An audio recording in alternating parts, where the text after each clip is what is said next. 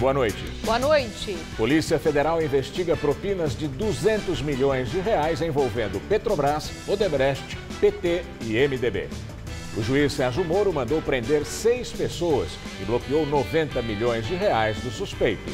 A Petrobras anuncia lucro de quase 7 bilhões de reais no primeiro trimestre.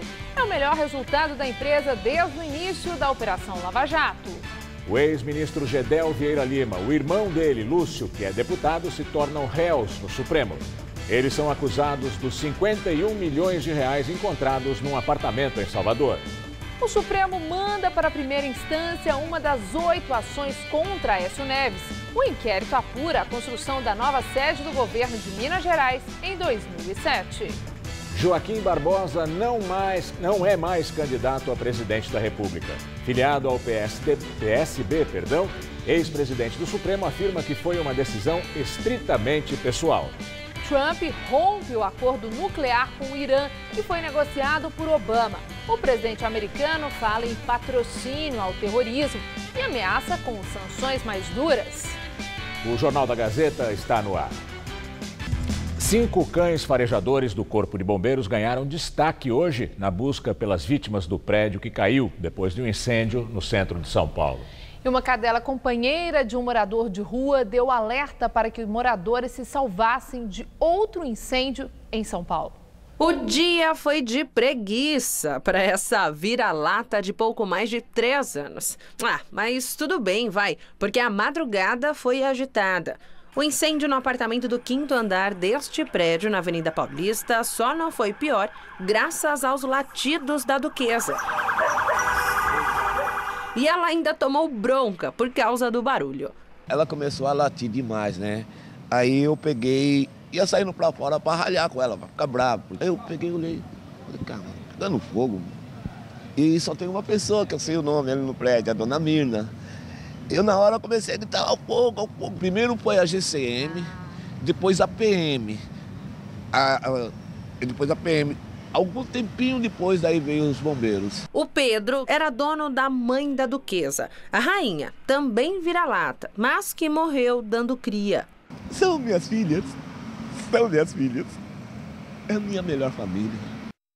Um amor desse tamanho também existe dentro do posto dos bombeiros no Ipiranga, entre o Clóvis e a Hope. O sargento é o adestrador da pastor belga há mais de 1 ano, desde que ela tinha 7 meses. A gente que já gosta de cão, né? Já sente aquele amor, não dá para explicar. E aí você tendo um cão que trabalha com você numa função de localizar vítimas, sofrendo junto com você, passando os mesmos riscos, poxa, esse amor acho que triplica. Aqui estão os 5 cães farejadores que estão ajudando bastante os bombeiros, principalmente nesta última semana. 3 adultos e 2 filhotes. Todos estão atuando nas buscas do desabamento do prédio do Largo do Paissandu, no centro. E a ação desses focinhos foi essencial para localizar corpos de algumas vítimas. Até o momento, 7 pessoas permanecem desaparecidas. Hoje de manhã, novas localizações. Encontraram-se partes de ossos que, a olho nu, fica impossível identificar se era de um adulto ou de uma criança, se é apenas de uma pessoa, se são de 2, 3 pessoas. Não obtivemos sucesso na data de hoje, porque o faro dos nossos cães ele estava comprometido por conta de um vazamento de gás natural na região. As dificuldades encontradas nas ruas são treinadas no adestramento. Depois de concluir a busca, como nessa simulação, que a cadela Hope encontrou o bombeiro escondido, a recompensa vem com uma brincadeira. A nossa maior dificuldade hoje em dia é achar cenários na cidade de São Paulo com escombros, ou seja, locais com demolições.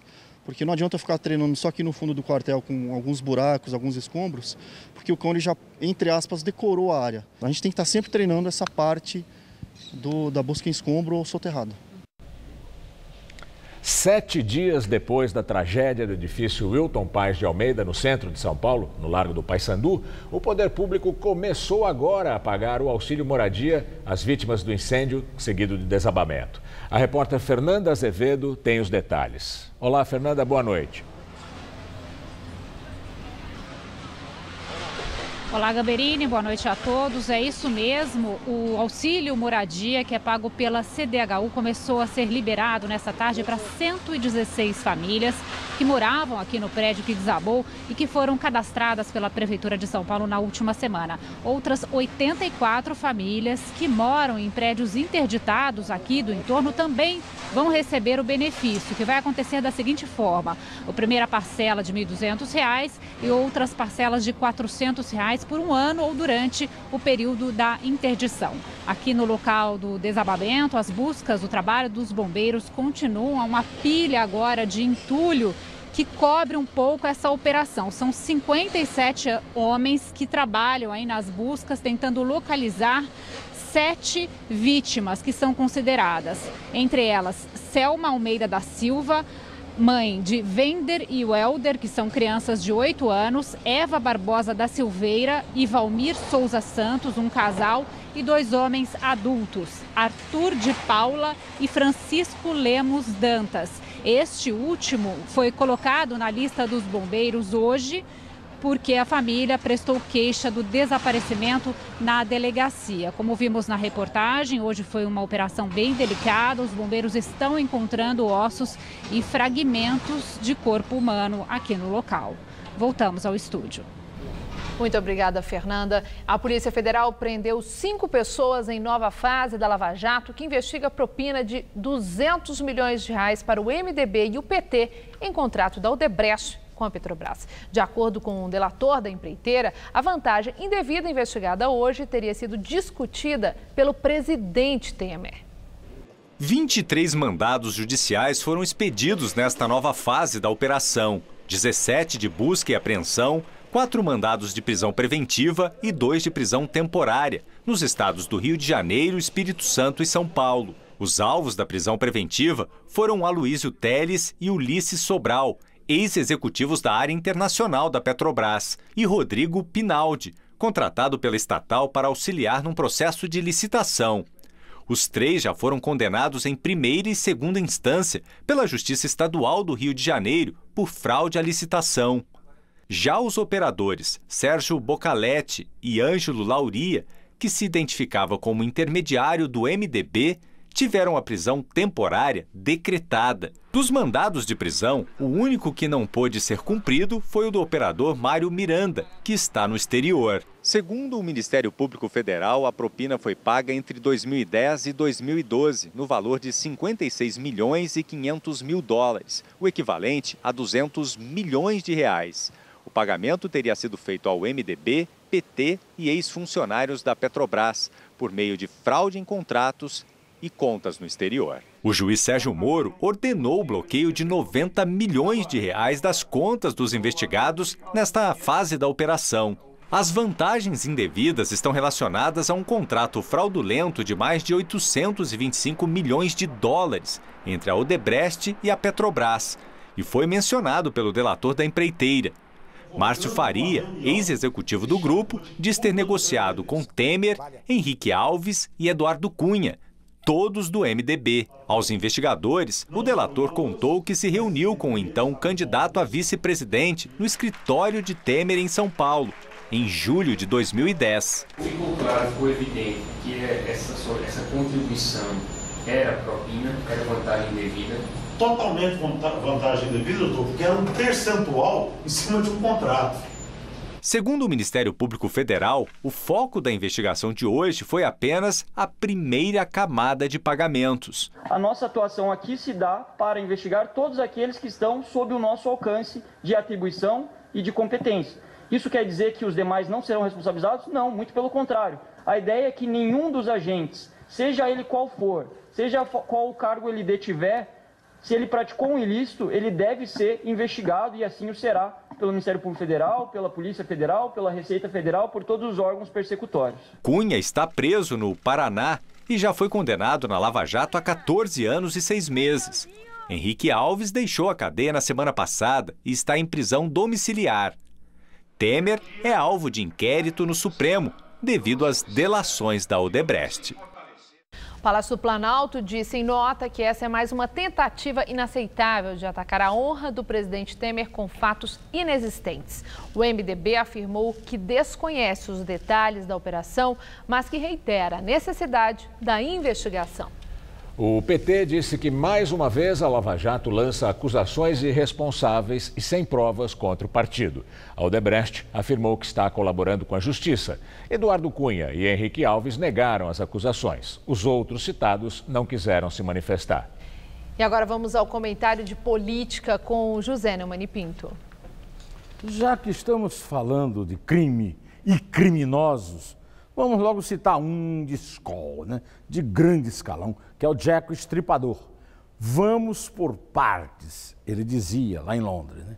Bom, em primeiro lugar, essa operação é a 51ª, 51, não é marca de cachaça não.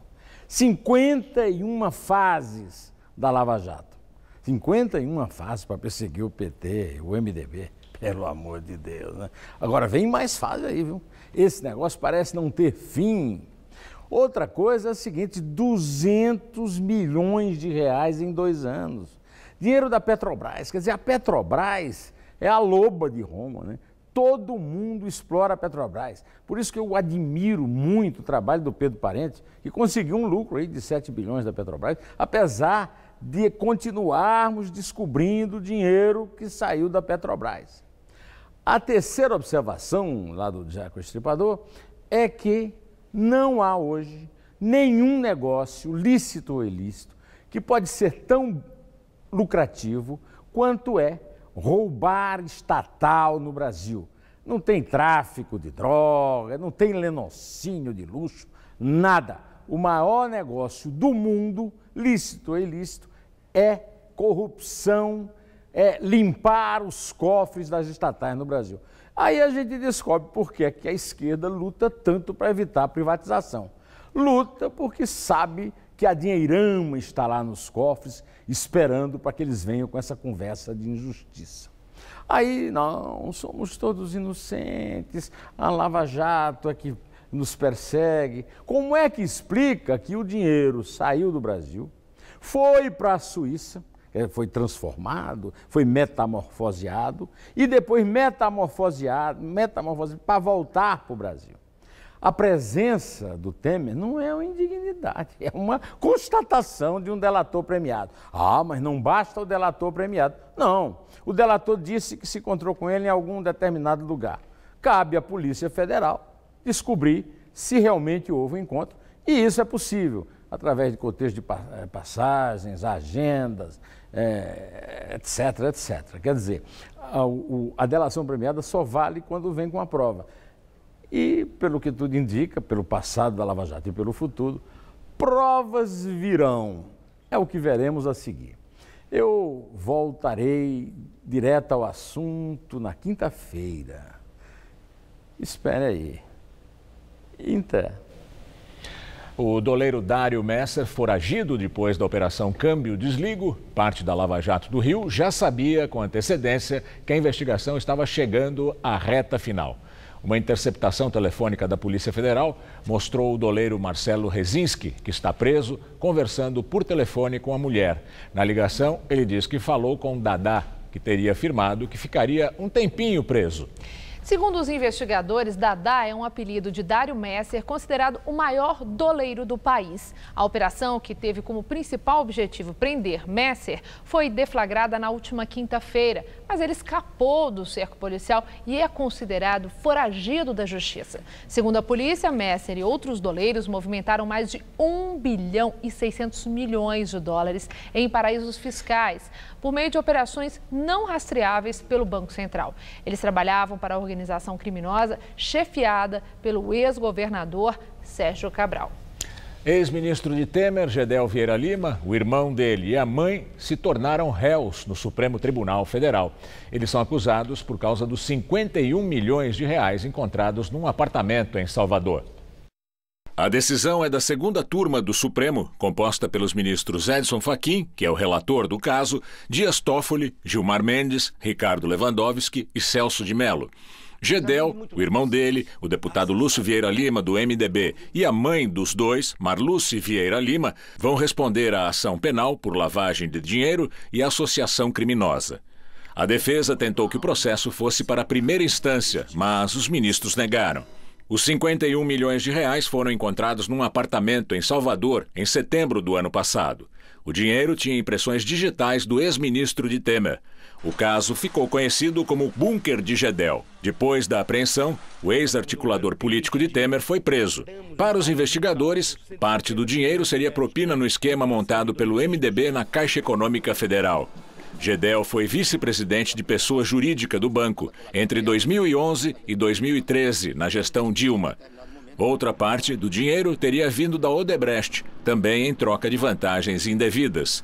Os procuradores sustentam ainda que uma parcela corresponde à parte dos salários de assessores, que, segundo a Polícia Federal, eram devolvidos à família Vieira Lima. De acordo com a defesa de Gedel, os 51 milhões são resultado de investimentos no mercado de incorporação imobiliária com dinheiro vivo. O ministro do Supremo, Gilmar Mendes, quer entrevistar o ex-presidente Lula sobre a Constituinte de 1988. Ele está gravando pessoalmente depoimentos para um projeto do Instituto Brasiliense de Direito e também da Fundação Getúlio Vargas sobre os 30 anos da Constituição. No último domingo, Gilmar Mendes esteve com o presidente Michel Temer. Caso não seja possível falar com Lula na Superintendência da Polícia Federal em Curitiba, onde está preso, o ministro vai pedir que ele seja ouvido por outra pessoa. Joaquim Barbosa, ex-presidente do Supremo Tribunal Federal, não vai ser candidato à presidência da República. Filiado há pouco tempo ao PSB, ele anunciou a decisão hoje. Está decidido. Após várias semanas de muita reflexão, finalmente cheguei a uma conclusão. Não pretendo ser candidato a presidente da República. Decisão estritamente pessoal. As palavras de Joaquim Barbosa foram publicadas no Twitter hoje pela manhã. O ex-presidente do Supremo Tribunal Federal era o nome que aparecia como pré-candidato à presidência da República pelo PSB. Foi ele quem presidiu o STF durante o julgamento do chamado mensalão petista. O ministro aposentado se filiou ao Partido Socialista Brasileiro no finalzinho do prazo da Justiça Eleitoral em abril.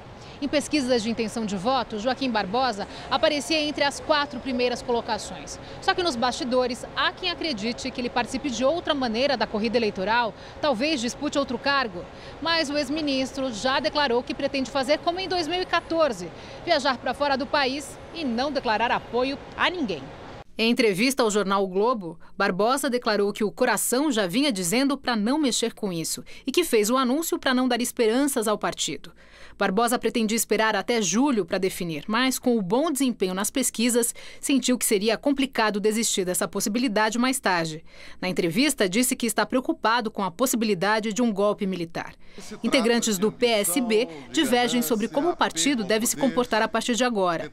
Alguns defendem que a sigla deve abdicar de uma candidatura própria e firmar coligação para a presidência ou ainda não apoiar nenhum nome para liberar o PSB nos estados para a composição de acordos regionais. A desistência de Barbosa repercutiu entre os pré-candidatos dos outros partidos. O tucano Geraldo Alckmin lamentou. Eu acho que é uma perda, porque nós precisamos de novas lideranças, de maior participação, um homem preparado, com serviço prestado ao Brasil. Marina Silva, da Rede, também. Essa é a nossa democracia em que as pessoas escolhem e que bom que é assim a melhor forma de contribuir. Para Ciro Gomes, do PDT, a ausência dele não é algo para ser comemorado. A presença dele no debate era boa para o Brasil. Ele é uma pessoa que, apesar de não ter vivência política, vem do judiciário, mas é uma pessoa que representa um valor que o povo está procurando, que é a decência, que é o enfrentamento à corrupção. Álvaro Dias, do Podemos, disse que a presença de Barbosa na disputa era importante. A ausência dele deixa um espaço aberto no campo da ética. Eu espero, sim, herdar votos do Joaquim Barbosa. Entre os possíveis motivos que teriam levado Joaquim Barbosa a desistir está o fato do PSB estar na mira da Lava Jato. Uma denúncia ligada ao governo de Eduardo Campos em Pernambuco foi parar nas mãos do juiz Sérgio Moro.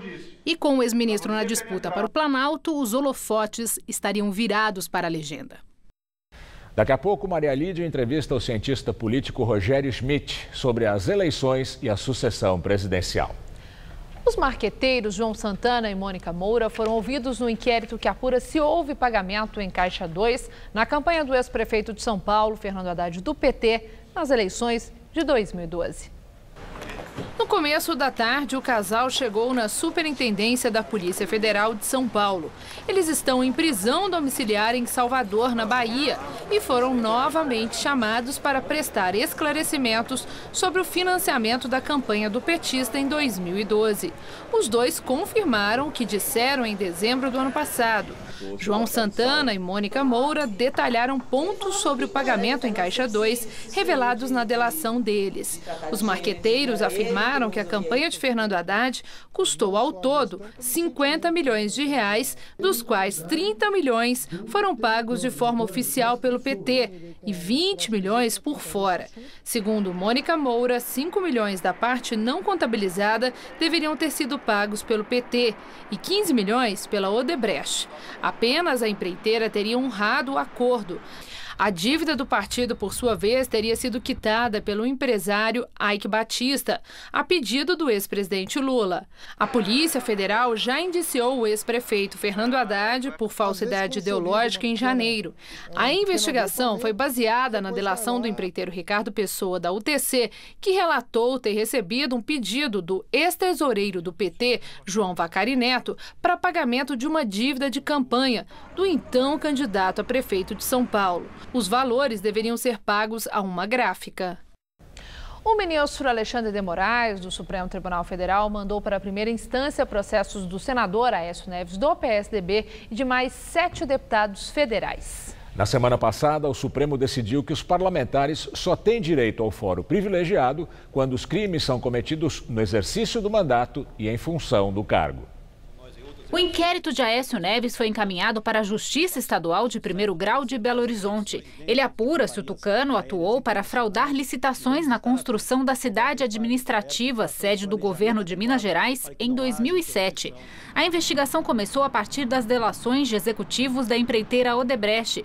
O superintendente Sérgio Luiz Neves e o ex-presidente da Odebrecht Infraestrutura, Benedito Barbosa, relataram ao Ministério Público que o então governador teria organizado um cartel de empreiteiras e que receberia 3% do valor das obras.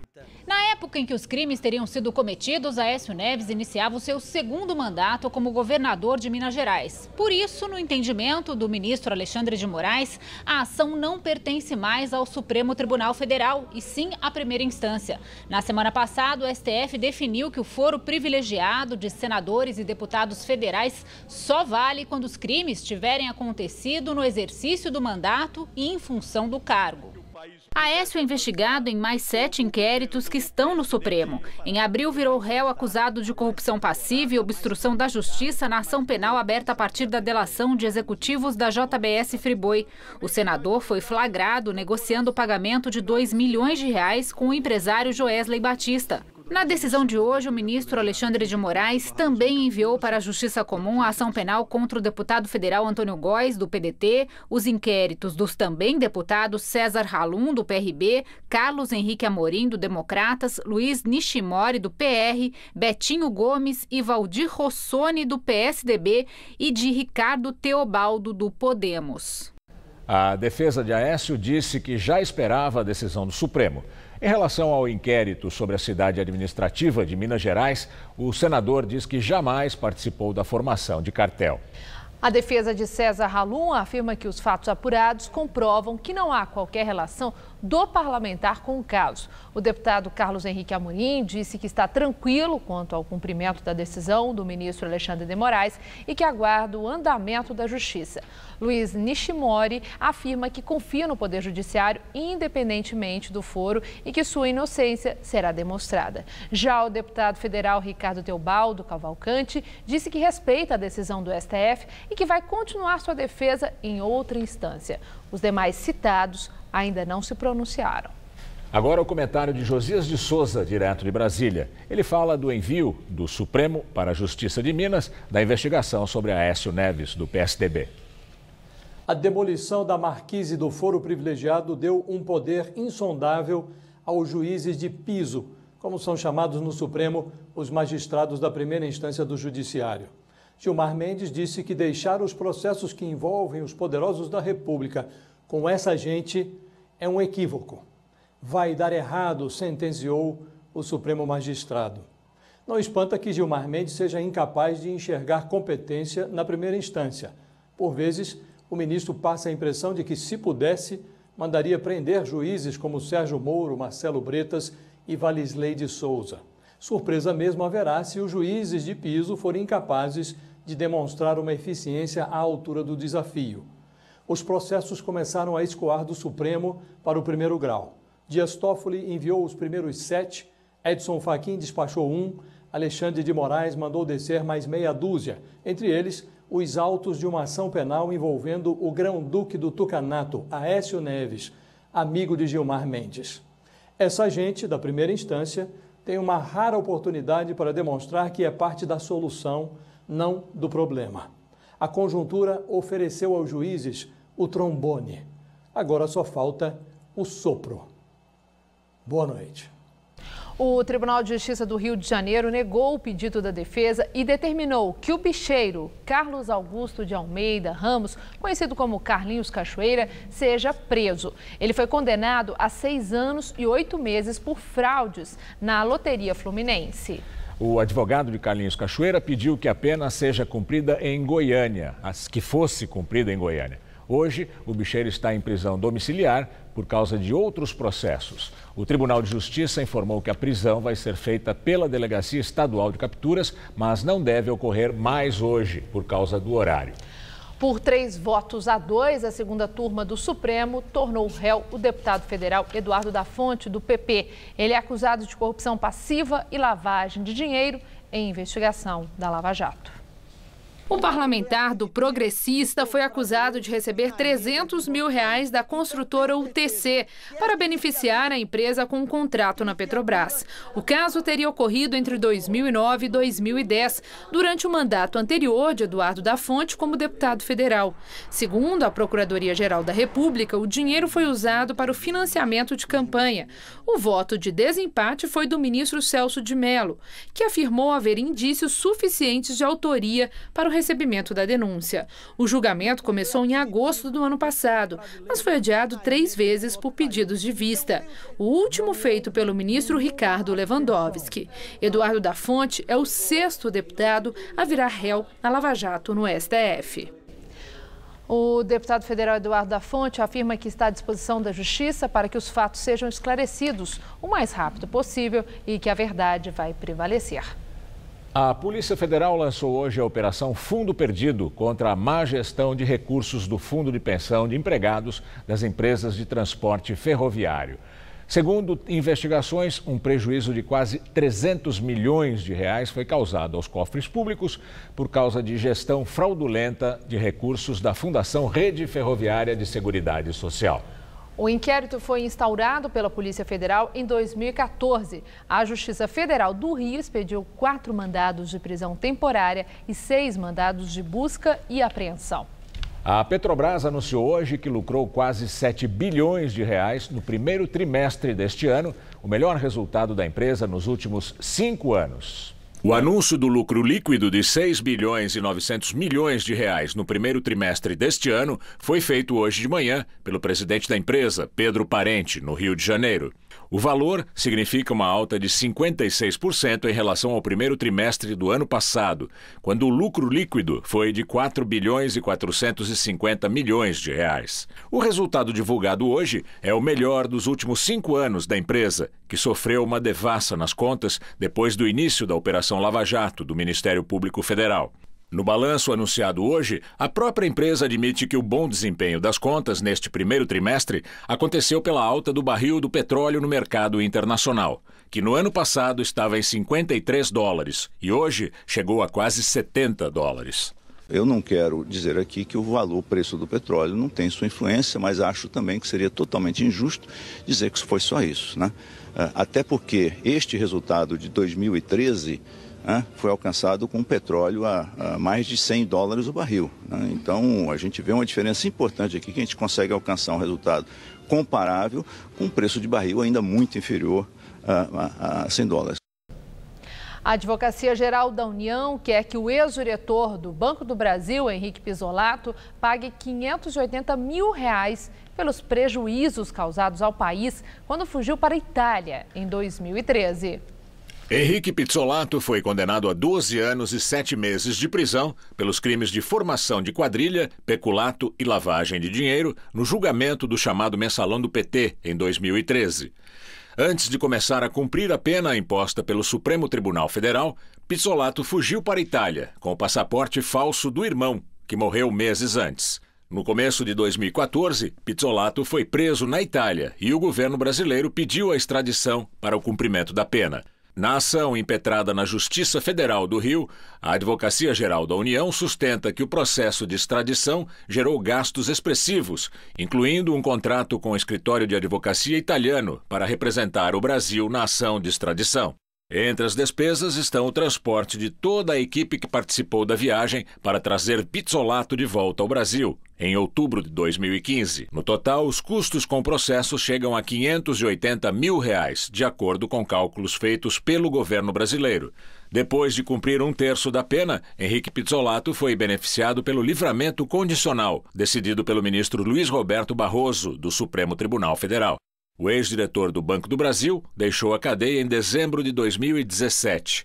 Ele precisa se apresentar periodicamente ao juiz de execuções penais e está proibido de sair de Brasília. Um ex-ministro chinês foi condenado à prisão perpétua por corrupção. Sun Zhenkai, antigo dirigente do Partido Comunista da China, admitiu ter recebido 27 milhões de dólares de propina entre 2002 e 2017. Desde 2012, 1,5 milhão de altos funcionários do governo foram afastados, segundo números oficiais. Os presidentes da China e da Coreia do Norte fizeram mais uma reunião. Segundo um comunicado conjunto, Kim Jong-un e Xi Jinping se reuniram ontem e hoje na cidade chinesa de Dalian, perto da fronteira com a Coreia do Norte. Kim Jong-un disse que está muito satisfeito com as suas relações com a China e afirmou que vai cooperar mais ativamente para mudar a situação na Península Coreana. Agências da Coreia do Sul afirmaram que as reuniões entre o presidente chinês e o líder norte-coreano são uma preparação para a cúpula com o presidente americano Donald Trump nas próximas semanas. A China é o mais importante parceiro diplomático e comercial da Coreia do Norte. Os Estados Unidos romperam o acordo nuclear com o Irã. A União Europeia não apoiou a decisão americana e disse que o tratado vai ser mantido. O acordo, negociado por Barack Obama, obrigou o Irã a limitar o uso de suas usinas nucleares à produção de energia elétrica. Em troca, os Estados Unidos aliviariam as sanções internacionais contra o país.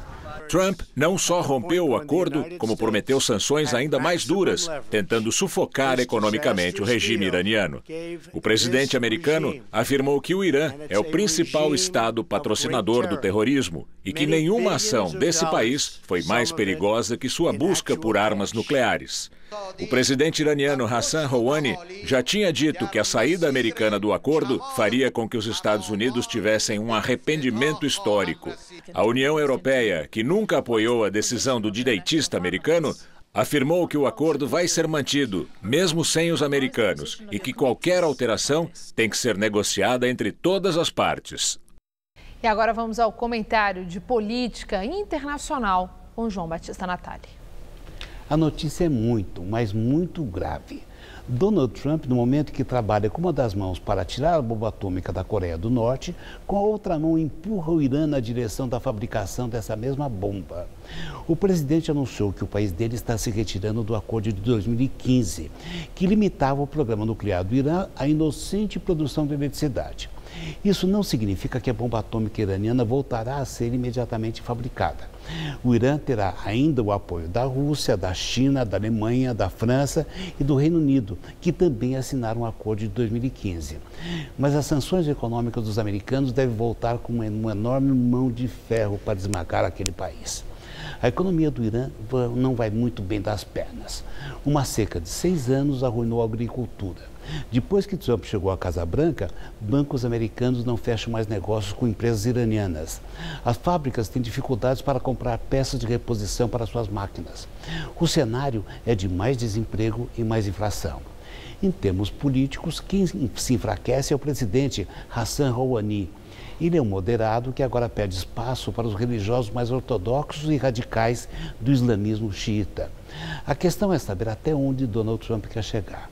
O jornal Washington Post diz que ele está rodeado de pessoas que apostam na queda do regime teocrático imposto pelos ayatollahs ao Irã em 1979. Mas não é fácil derrubar essa gente. A história nos diz que, em caso de ameaça externa, os iranianos se juntam e fortalecem o governo. Isso aconteceu em 1953, quando os americanos e os ingleses tentaram depor o primeiro-ministro Mossadegh. Sobra agora uma pergunta. Será que o Irã vai continuar a permitir que suas instalações nucleares sejam monitoradas pela Agência Internacional de Energia Atômica? É uma inspeção feita dentro do próprio país e por câmaras de televisão ligadas na sede da agência, em Viena, na Áustria. O resumo dessa história é o seguinte: com Trump estamos dando um salto no escuro. É assim que o mundo gira. Boa noite. Pois é, e o rompimento do acordo nuclear com o Irã pelos Estados Unidos gerou repercussões na comunidade internacional. O ex-presidente Barack Obama, responsável pela assinatura do acordo, afirmou que o cancelamento sem qualquer violação iraniana é um erro grave que poderia encorajar um regime já perigoso e capaz de obter armas nucleares. O secretário-geral da ONU, Antônio Guterres, disse que está profundamente preocupado com a decisão de Trump. Ele pediu que os demais países cumpram seus compromissos no acordo. Na Europa, Reino Unido, Alemanha e França pediram aos Estados Unidos para que não sejam tomadas medidas que tornem a vida mais difícil para outros países que ainda querem a manutenção do acordo nuclear. Na Rússia, o Kremlin afirmou estar decepcionado com a decisão de Trump, mas não surpreso, já que o presidente havia afirmado sua decisão semanas atrás e não mostrava comoção aos apelos internacionais.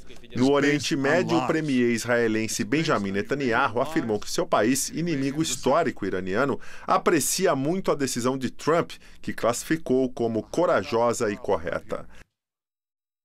Diante de uma grave crise cambial, o governo da Argentina pediu hoje ajuda ao FMI. O presidente Maurício Macri pôs a culpa na alta do dólar. Ele pede um empréstimo de 30 bilhões de dólares ao Fundo Monetário Internacional para tentar controlar as finanças de seu país. Na última sexta, o Banco Central argentino anunciou o terceiro aumento de juros em uma semana, subindo a taxa para 40%. A inflação argentina está em 20%, muito acima da meta estabelecida pelo governo para 2018. Aqui no Brasil, o dólar comercial fechou em alta de 0,46%, cotado a R$ 3,56. O dólar chegou a subir 1,18%, registrando a cotação máxima de venda de R$ 5,59, ou melhor, R$ 3,59, perdão. Foi a segunda alta consecutiva da moeda e, de novo, o maior valor de fechamento em quase 2 anos. Um pano quadrado e alguns nós. Uma base simples para um embrulho cheio de significado. O furoshiki é a arte milenar japonesa de envolver objetos com tecido.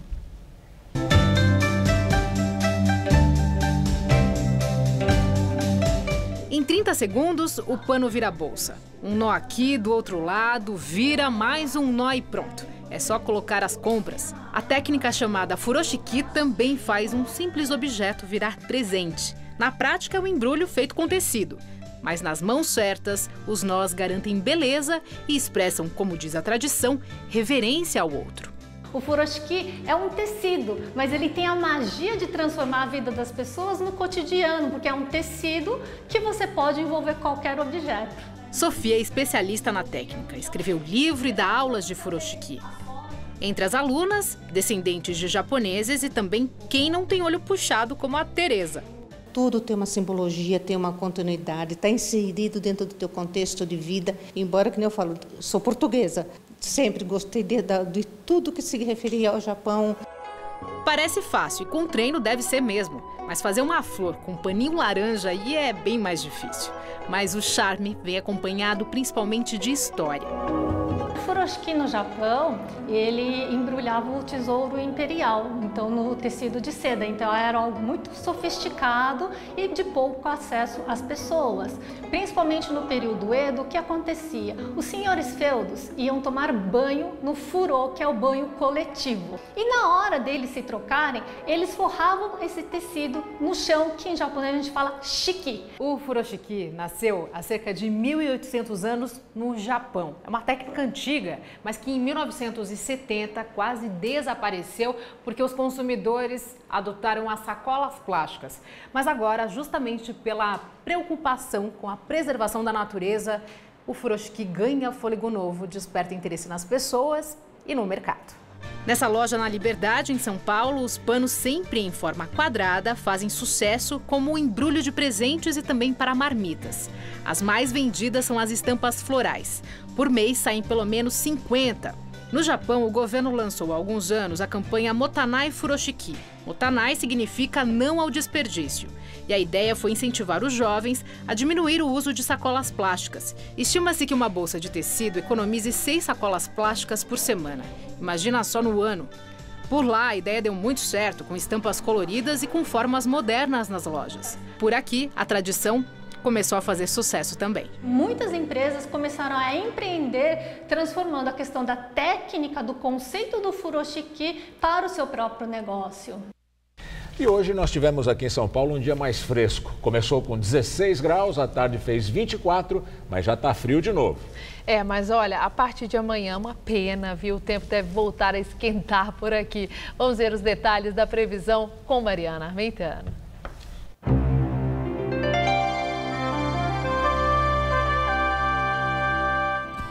Nessa quarta-feira, a massa de ar seco continua predominando e as chuvas ficam concentradas no norte do Brasil. Como ainda temos uma frente fria passando pelo oceano, chove de forma rápida e pontual amanhã nas costas fluminense e capixaba. Também há chances de chuva passageira no extremo sul gaúcho, ali na fronteira com o Uruguai, e já nessas áreas mais escuras do litoral leste nordestino e em toda essa faixa mais ao norte, pode chover mais forte por causa da umidade vinda da Amazônia, somada à zona de convergência intertropical do Nordeste. Vamos ver como fica a nossa tabela de temperaturas? Em Natal, tempo bastante instável, com mínima de 24 e máxima de 30 graus. Em Vitória também chove a qualquer hora, com temperaturas entre 20 e 27 graus. Em Cuiabá, tempo firme, com calorão na casa dos 35 graus. E faz bastante sol também em Porto Alegre, mas por lá, máxima de 27. Para São Paulo, já não há mais chances de chuva em nenhuma região. Segundo a meteorologia, o dia até pode amanhecer com névoa aqui na faixa leste, mas depois o sol aparece e predomina ao longo do dia. Já o interior segue seco, quente e ensolarado. Chega a fazer 30 graus em Ribeirão Preto, em Araraquara, em Bauru e em São José do Rio Preto. Mais ao leste, máxima de 27 graus ali na cidade de Campinas e Sorocaba e 26 graus em São José dos Campos. Para a capital, o tempo firma e as temperaturas voltam a subir, viu? Nessa madrugada, a mínima prevista é de 16 e a máxima amanhã à tarde de 27 graus com tempo aberto.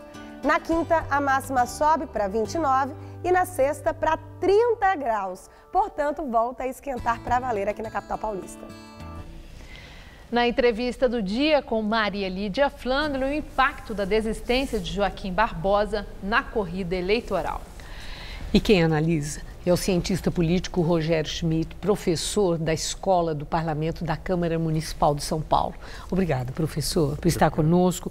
Bom, já dá para avaliar qual candidato desses que já se credenciaram poderá ser o principal beneficiário da desistência de Joaquim Barbosa? Por enquanto a gente pode especular a respeito, né? Porque, a rigor, só quando sair uma nova pesquisa, né? Que pode medir isso matematicamente. Mas nessa especulação... me parece que até o momento quem está mais animado com esse novo cenário é o ex-governador Geraldo Alckmin, né? Que parece que já está até conversando com o seu sucessor, né, que também é do PSB, o governador Márcio França, para que o PSB apoie a candidatura do Geraldo Alckmin. Precisa ver se isso vai dar certo ou não. Bom, é interessante, porque assim que saiu essa notícia, né, ambos se manifestaram. O Márcio França disse, já era esperado. E Geraldo Alckmin não falou nada, ele apenas sorriu. E aí é que eu pergunto, então esse sorriso enigmático de Geraldo Alckmin, no seu entender, foi sorriso amarelo ou foi sorriso de satisfação? Não dá para saber. Com certeza, esses personagens aí que são protagonistas da eleição têm informações que a gente não tem, tá certo? Mas assim, olhando aí, até vários colegas têm dito hoje ao longo do dia, me parece que a saída do Joaquim Barbosa abre uma perspectiva melhor aí para esse campo do chamado centro, né? Bom, é um campo que está embolado. A última pesquisa mostrou um empate nos candidatos desse chamado centro-direita, e onde está Alckmin. E bem lá à direita, na extrema-direita, está o Bolsonaro. E foi muito curioso também nesse jeitão do Alckmin de preferir não falar e não se expor, mas ele disse que preferia ter no segundo turno um adversário, como adversário, Bolsonaro. Dá para subestimar a força eleitoral de Bolsonaro, assim como o Alckmin fez, dizendo que prefere encarar um Bolsonaro no segundo turno? Talvez ele esteja pensando na taxa de rejeição, né, do deputado Bolsonaro, que é muito elevada, né, e é considerado como o adversário ideal, né, no segundo turno, não só pelo ex-governador Alckmin, mas como também pelos outros. Pela rejeição? Por conta da rejeição, não é? Agora, nós ainda estamos muito distantes da eleição, né? A gente não sabe quantos candidatos vão buscar o voto aí desse campo do centro, a gente não sabe ainda quantos candidatos vão buscar o voto do campo da esquerda, né? A direita, o Bolsonaro, aparentemente, a jogar pela última pesquisa da Datafolha, já bateu no teto, né? A intenção de voto dele não muda, né, quando o Lula é retirado das simulações de intenção de voto, né?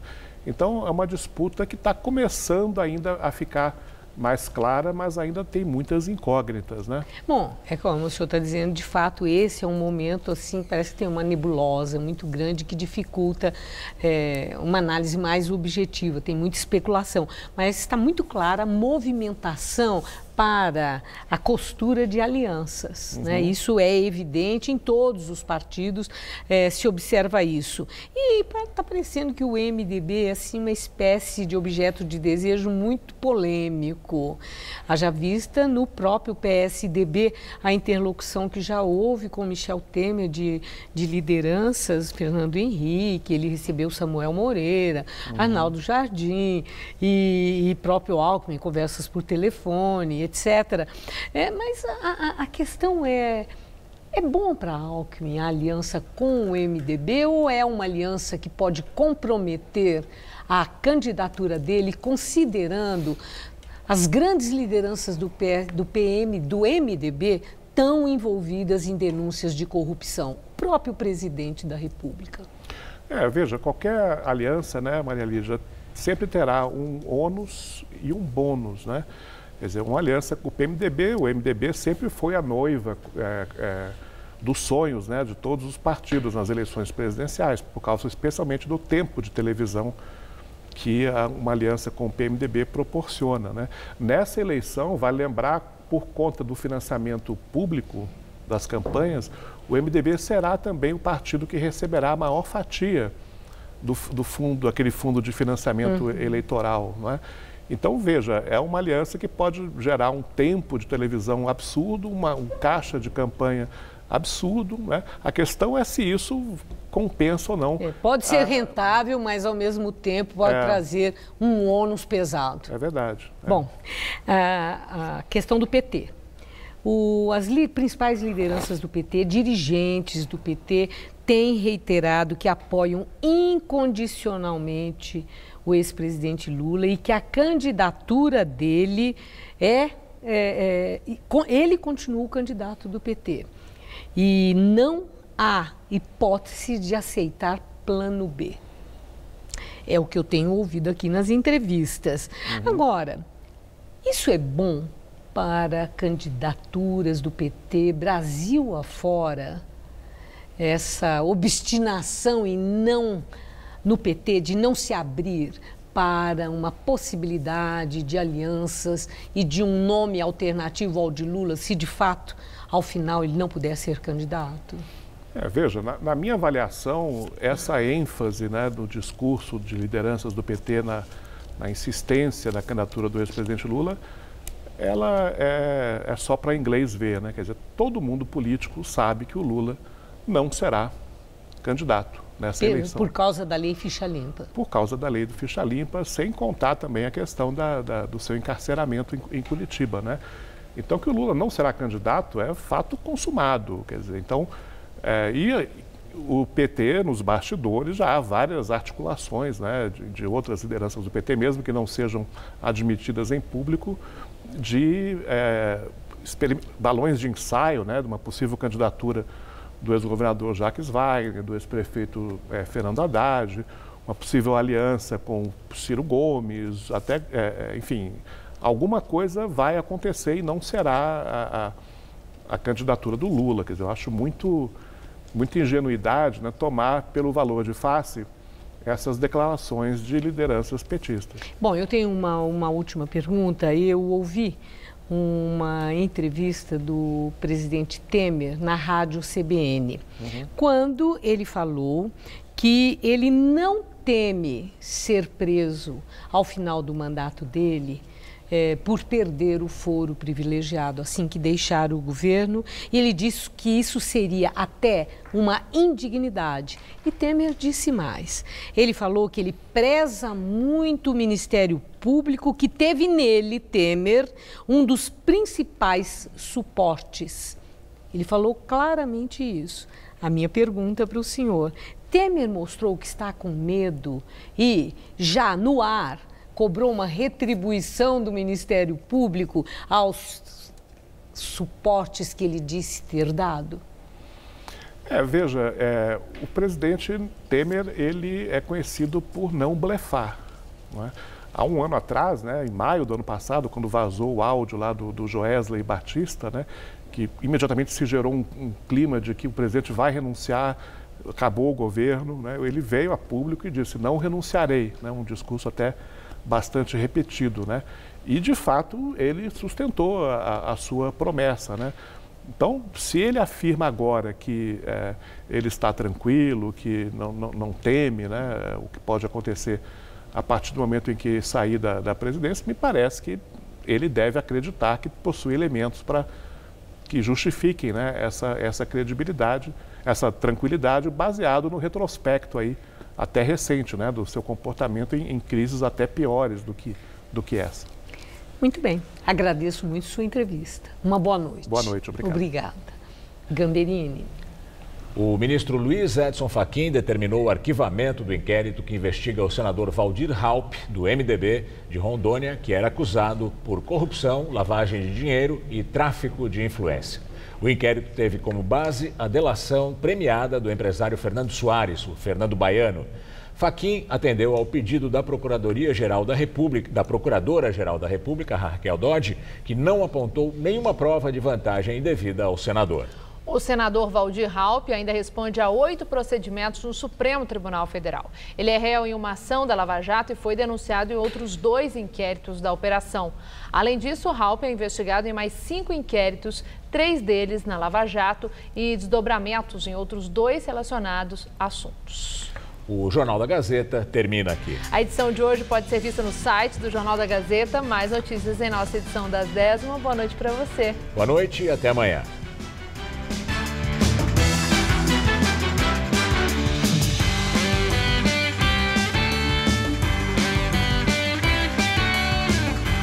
Hoje, 10h30 da noite, no Todo Seu, Vonifon conversa com Leandro Carnal.